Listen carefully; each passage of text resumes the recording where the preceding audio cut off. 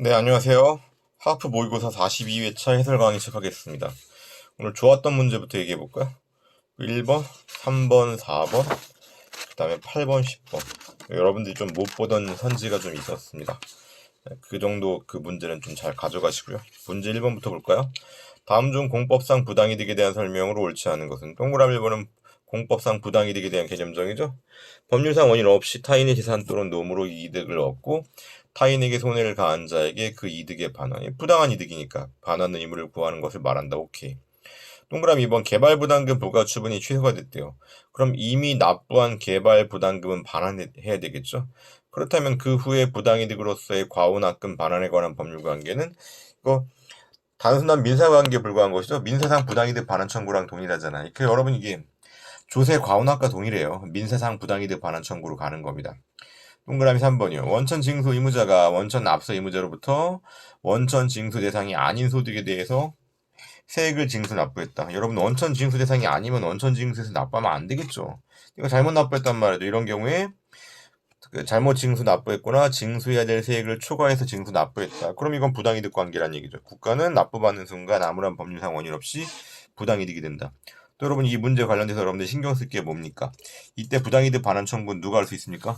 원천 징수 의무자가 하는 거예요. 원천 납세 의무자가 아니에요. 원천 징수 의무자가 납부를 했고 만약에 안 내면 강제 징수를 당하는 것도 원천 징수 의무자예요. 국가와의 사이에서 법률 관계는 원천 징수 의무자가 그 법률 관계가 발생하는 것이지 원천 납세 의무자는요. 국가랑은 아무 상관이 없어요. 동그라미 4번이요. 조세부가 처분이 무효임을 전제로 이미 납부한 세금의 반환을 청구하는 것은 민사상 부당이득 반환 청구이기 때문에 민사소송 절차에 따라야 한다. 동그라미 4번과 동그라미 2번을 서로 연결해야 되겠죠. 그럼 2번이요. 다음 사례에 대한 설명으로 옳지 않은 것은 A는 비광역시 시립합창단원 단원으로 3년간 위촉되어 활동하는 내용의 계약을 비광역시 문화예술관장 C와 체결했다. 여러분 이게 시립합창단원은 공법상 계약에 따른 계약직 공무원이죠. 시립합창단원의 지위는 지방 공무원의 지위와 거의 유사한 것으로 규정되어 있다. 이게 여러분 신분 보장을 받는다는 뜻이 아니라 공무원과 유사하다는 얘기입니다. A는 위촉 기간 3년이 만료되면 합창단원 재위촉 신청을 했는데 C는 해당 문화예술관장은요 A의 실기와 근무 성적에 대한 평정을 실시한 후 뭐 근무 성적이 안 좋았나 보죠. 보통 뭐 합창단원 이런 데는요 일주일에 한 번씩은 꼭 연습 나가야 되거든요. 보통 금요일 날 오후 이럴 때 연습하더라고요. 연습 그거 빠지게 되면요 다른 건 모르겠는데 그 연습은 빠지면 안 돼요. 그 빠지는 경우에는 여러 가지 근무 성적이 안 좋은 평정을 받습니다. 어떻게 아냐면요 제가 서울 시립합창단원한테 성악 레슨을 받은 적이 있거든요. 금요일 날 오후에 그건 꼭 가더라고요. 시립합창단원 지위가 되게 소중하게 생각한 이유가 일반적으로 그냥 음대 출신들이 그 레슨하는 거랑 그 다음에 자기가 시립합창단원 현재 단원이라는 걸 가지고 간판이라 그걸 간판으로 가지고 레슨하는 거랑 레슨비가 다릅니다. 동그라미 1번이요. 위사례 위촉은 공법상의 근무관계 설정을 목적으로 비광역시와 A 사이에서 대등한 지위에서 의사가 합치되어 이루어지는 공법상 근로관계, 공법상 계약이죠. 동그라미 2번이요. 공법상 계약에도 법률 유보의 원칙이 적용된다. 저는 처음에 이 문제 봤을 때 이게 틀린 질문 아닌가 싶었는데 명확하게 틀린 질문이 동그라미 4번이 있었죠. A가 제2촉 거부에 대해서 불복할 경우에는 공무원 지위 확인을 구하는 당사자 소송으로 가야 되는 거죠. 동그라미 4번이 확실히 틀렸어요. 동그라미 2번을 맞는 내용으로 출제 교수가 냈거든요. 무슨 뜻이냐면요. 중요사항 유보설에 따르면 어때요? 모든 행정작용에 대해서 중요하고도 본질적인 사항은 법률 유보가 필요하잖아요. 그런 의미에서 동그라미 2번을 맞는 지문으로 봤는데 한편 또 다른 기출문제에서는 법률 유보 원칙은 원칙적으로 침익행정에 인정되기 때문에 공법상 계약은 법률 유보 원칙이 적용되지 않는다라는 것도 맞는 지문으로 나온 적이 있었어요. 일단 출제 교수의 여러분 의도는 이게 그렇다고 또 2번이 무슨 뭐 복수 정답이 인정될 만한 그런 문제는 아니에요. 너무나 명확한 답이 있고 동그라미 2번은 중요사항 유보설에 따라 판단하면 되는 거니까요. 공법상 계약의 경우에도 중요하고도 본질적인 사항은 법률의 근거를 두어야 한다. 뭐 행정지도 이런 것도 마찬가지인 것 같아요. 중요하고도 본질적인 사항은 법률의 근거를 두어야 한다. 출제 교수가 이렇게 주장하면 맞는 내용이 됩니다. 동그라미 3번 공법상 계약에는 공정력이 인정되지 않죠. 공정력이 인정되는 건 행정행위 처분에만 인정되잖아요. 자, 문제 3번이요. 행정법상 신고에 대한 설명으로 옳지 않은 것은 동그라미 1번. 행정청은 신고 요건을 갖추지 않은 신고서가 제출되었다. 그러면은 상당한 기간을 정해서 보완을 요구해야 되겠죠. 이게 수리를 요하는 신고이건 수리를 요하지 않는 신고이건 마찬가지죠. 요건 못 갖췄다? 여기서 신고 요건이라는 건 일반적으로는 형식적인 요건 얘기하거든요. 아주 가끔은 실질적인 요건 얘기하는 경우도 이 판례가 있긴 하더라고요. 중요한 건 신고 요건을 못 갖췄다. 곧바로 반려할 것이 아니라 먼저 보완을 요구하란대요. 그리고 동그라미 2번이요. 관광진흥법상 지위승계 신고 수리가 이루어지게 되면요. 영업허가제 변경 발생하는 거죠? 이때 지위승계 신고는 여러분 뭐요? 지위승계 명의 변경이라는 말이 나오면 여러분 수리를 요하는 신고요. 그럼 수리를 요하는 신고에서 수리라는 거는 처분성이 인정되는 거죠. 처분 중에서 무엇에 해당합니까? 준법률행위적 행정행위죠. 확공통수잖아요. 그러니까 3번은 동그라미 3번도 가져가세요. 행정관청은 노동조합 설립 신고를 한 단체가 실제로 요건에 해당하는지 여부에 대해서 실질적인 심사를 할 수가 있어요. 노동조합 설립 신고는 수리를 요하는 신고예요. 이게 왜 그러냐면요, 여러분. 이게 어용 노조라고 들어본 적 있으세요? 그 노동자들이 노동조합 만들면 싫잖아. 사업주 입장에서는. 그래가지고 사업주가 자기랑 친한 사람들 시켜가지고요. 노동조합 설립 신고를 해버리는 경우가 있어요. 그리고 우리는 노조 있다. 이런 식으로 진정한 노조의 설립을 못하도록 악용하는 경우가 있거든요. 그런 걸 막기 위해서 노동조합 설립 신고 들어오면 이게 어용노조 많은지 실제 노동자들을 대표하는 노조인지에 대해서 실질적인 심사를 합니다. 그렇기 때문에 수리를 요하는 신고에 해당한다는 내용이에요. 이렇게 배경 설명했으면 이제 여러분 취지 이해하시겠죠? 어용노조를 한번 떠올려 보시라고요. 동그라미 4번이요. 구체육시설의 설치 이용에 관한 법령 규정에 따라서 체육시설인 골프장 회원 모집 계획서 제출은 이건 수리를 요하는 신고입니다. 행정청이 실질적인 심사를 해요. 왜 그러냐면 여러분 골프장에서 회원 모집을 할 때 실제로 적정 규모보다 적정 숫자보다 많은 회원을 모집하게 되면요. 기존의 골프장 회원권 돈 주고 산 사람들이 피해를 보잖아. 돈 주고 산 사람들이. 골프장 회원권 하나에 수십억씩 하는데 비싼 거는 이게 회원 숫자가 많게 되면 정작 필요한 때 골프를 못 치고 그러면은 회원권의 가치가 재산적인 가치가 떨어지겠죠. 그렇기 때문에 적정한 회원 숫자인지에 대해서 검토를 하고 이건 수리를 요하는 신고입니다. 문제 4번이요. 법규 명령의 통지에 대한 기술 중 옳지 않은 것은 동그라미 1번. 헌법은 대법원이 명령, 여기 명령이라는 건 법규 명령 얘기하는 겁니다. 명령에 대한 심사권이 있음을 직접 규정하고 있다. 그렇죠, 여러분. 그리고 법률에 대한 심사권은 누구에게 있어요? 헌재에게 있는 거죠. 한표 동그라미 2번. 유신헌법상 긴급조치는요, 이거 법률과 같은 거의 초헌법적인 법률과 비슷한 효력을 갖고 있었거든요. 긴급조치 1호, 2호, 3호. 하지만 여러분, 국회에서 만든 게 아니니까 법률이 아니죠. 행정부 대통령이 만든 거라니까. 그리고 통치행위였어요. 일단 행정부 대통령이 만든 것이었습니다. 그렇기 때문에 그 심사권은 헌재가 아니라 어디에 있다? 동그라미 2번은 헌재가 아니라 대법원에 있다는 뜻이에요. 선생님 통치행위 심사 안 되지 않습니까? 여러분 통치행위라고 항상 심사가 안 되는 건 아닙니다. 국민의 기본권을 침해하는 경우 심사할 수 있다. 그리고 지나치게 위헌적이잖아. 대법원이 심사했던 사건입니다. 그 동그라미 2번 여러분 뭘 떠올리라고요? 법률에 대한 심사권은 누구에게 있다? 헌재에게 있다. 그런데 긴급조치는 그 당시 국회에서 만든 게 아니죠. 그러니까 대법원이 심사권을 가지는 겁니다. 동그라미 3번도 중요하죠. 명령 등이 헌법이나 법률이 위반되어서 대법원에서 무효라고 선언해도 이건 당해 사건에만 적용이 배제가 될 뿐 뭡니까? 개별적 효력을 가지는 데 불과하죠. 헌재 결정은 일반적인 효력을 가지는 것과 대비됩니다. 그렇기 때문에 개별적으로만 효력이 부인될 것이기 때문에 여전히 효력이 있단 말이죠. 하지만 이게 위헌적이니까 해당 명령이 더 이상 적용되면 안 되겠죠. 그렇기 때문에 대법원이 행정안전부 장관에게 알려주는 겁니다. 널리 소문내란 얘기죠. 당의 그 법규 명령이 법률에 위반되어 효력이 없기 때문에 관보에 게재를 하고 공무원들이 적용 안 하도록 해주세요. 그런 의미입니다. 동그라미 3번은 현재 그 결정과는 달리 대법원의 위헌 결정은 개별적 효력밖에 없다. 거기에 바탕을 두고 있는 겁니다. 동그라미 4번이요. 행정처분 이후에 근거 명령 등이 무효라고 선언되었어. 그럼 행정처분 할 당시에는 나중에 근거 명령이 무효라고 선언될 걸 알 수가 없죠. 그러니까 하자가 명백하지 않기 때문에 취소 사유다. 문제 5번이요. 다음 중 행정행위의 부관에 대한 판례 설명으로 옳지 않은 것은 동그라미 1번. 기부채납 받은 행정재산에 대한 사용수익허가에서 사용수익허가의 기간은 기한이죠. 독립하여 소송 제기할 수 없죠. 부관중에서 부담만 독립쟁송 가능성이 있잖아요. 동그라미 2번. 갱신 신청 없이 유효기간이 지났다. 그럼 주된 행정행위는 효력이 상실되는 거죠. 갱신 기간이 지나서 신청했다. 이건 기간 연장 신청이 아니고 새로운 허가 신청이고, 그러면 허가 조건의 충족 여부를 새로이 판단해야 되고 기존의 기득권은 보장을 못 해주는 겁니다. 그리고 새로운 허가가 나왔을 때 종전의 허가와 동일성이 유지가 되지도 않습니다. 동그라미 4번이요. 기선, 이게 영어로 하면 플래그십이거든요. 플래그. 그러니까 앞에다 뭐 깃발을 꽂은 배다. 플래그십. 그러니까 모선, 주요한 배 이렇게 생각하는 겁니다. 그러니까 기선을 가지고 선망업을 한단 말이죠. 그런데 부속선을 사용하지 못한대. 보통 기선은 엄청 큰 배거든요. 큰 배가 먼 바다에서 며칠 동안 계속 물고기들이랑 사투를 벌인단 말이에요. 그러면 뭐 그 해당 배 갑판 위에 어획한 물고기들이 쌓이겠지. 그럼 어떻게 해야 돼요? 빨리 부속선이 와가지고 이미 어획한 건 실은 다음에 항구로 가져가야 될 거란 말이죠. 그런데 부속선을 사용하지 말래. 그럼 이거는 기선을 가지고 기선 선망업 자체를 하지 말라는 거랑 마찬가지잖아요.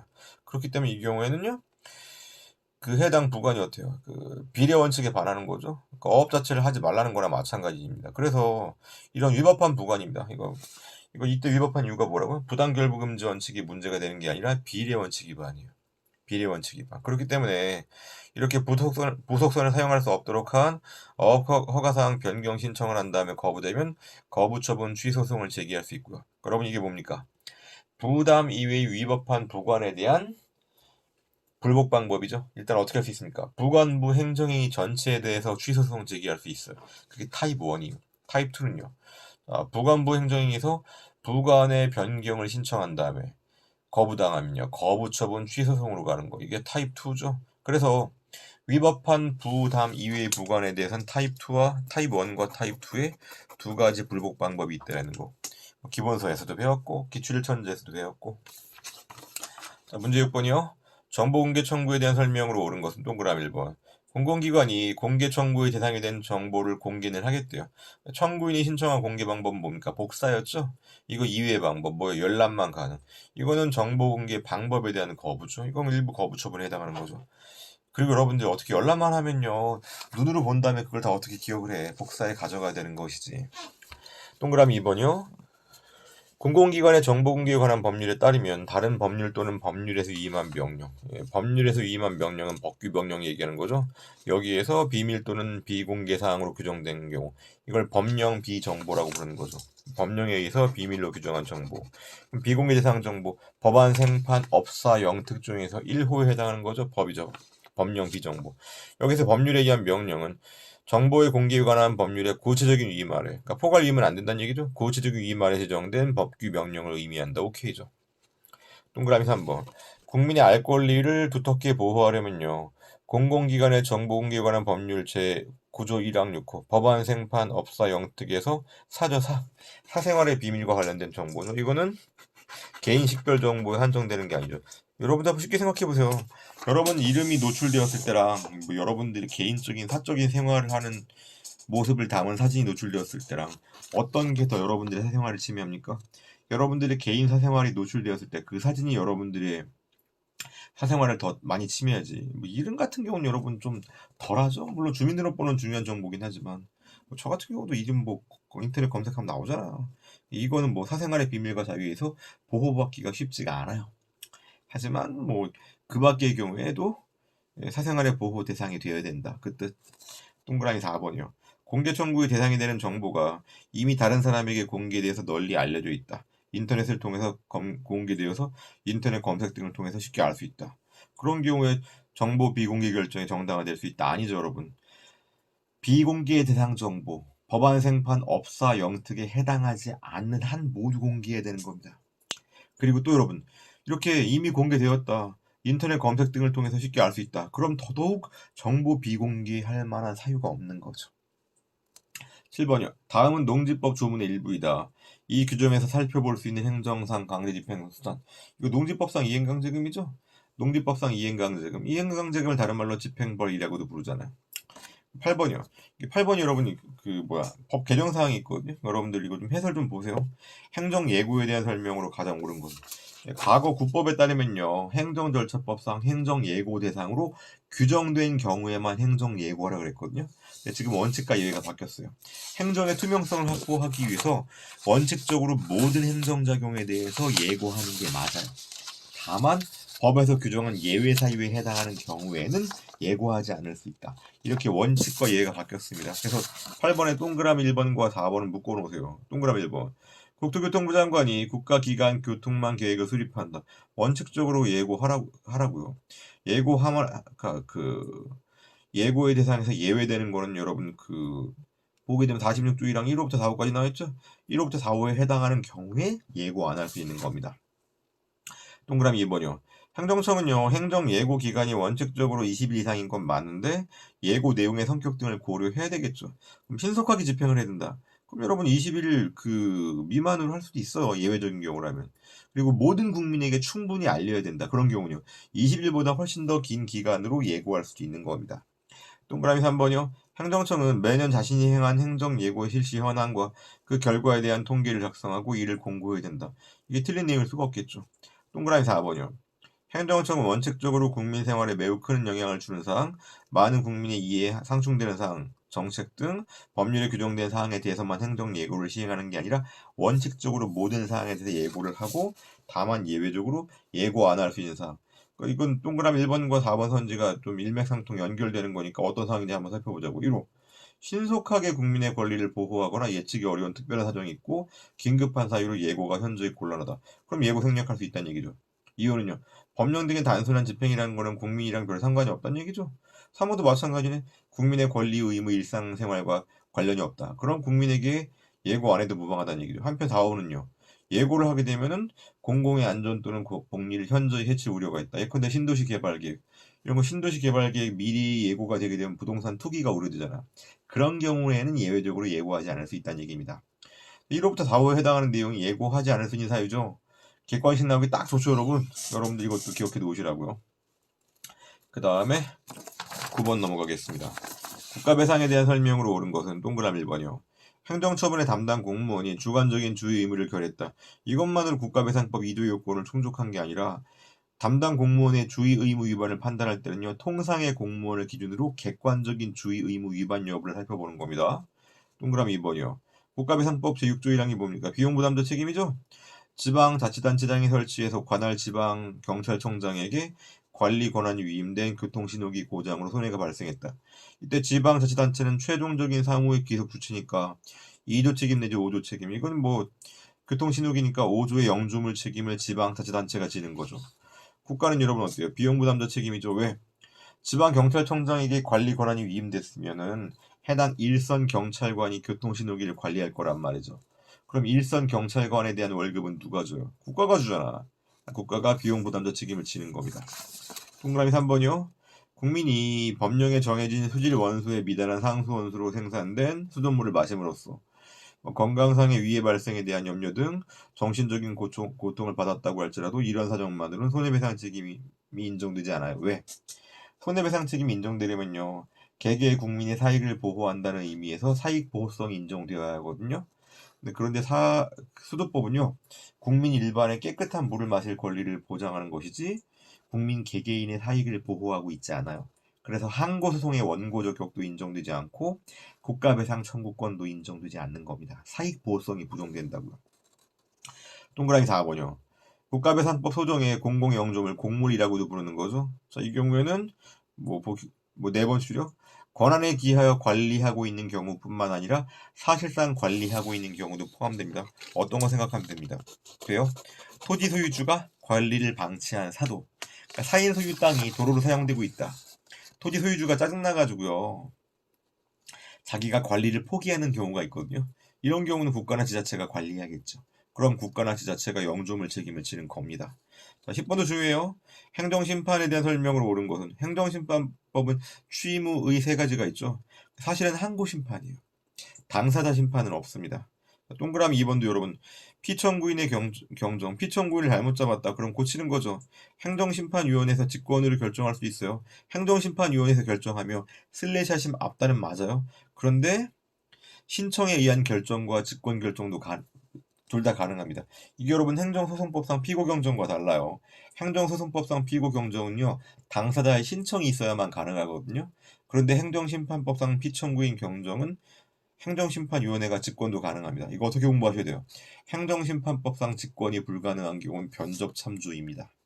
그 다음에 행정소송법상 법원 직권이 불가능한 건 피변 록접이에요. 그러니까 동그라미 2번은 여러분 변접 참조가 아니기 때문에 행정심판위원회가 직권으로 할 수 있는 거예요.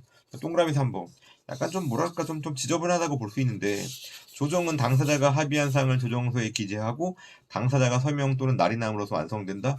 그럼 도대체 행정심판위원회가 하는 건 뭐야? 행정심판위원회가 조정서에 기재가 된 내용이 당사자가 합의한 사항이 정확히 기재되었는지에 대해서 확인을 해야 돼요.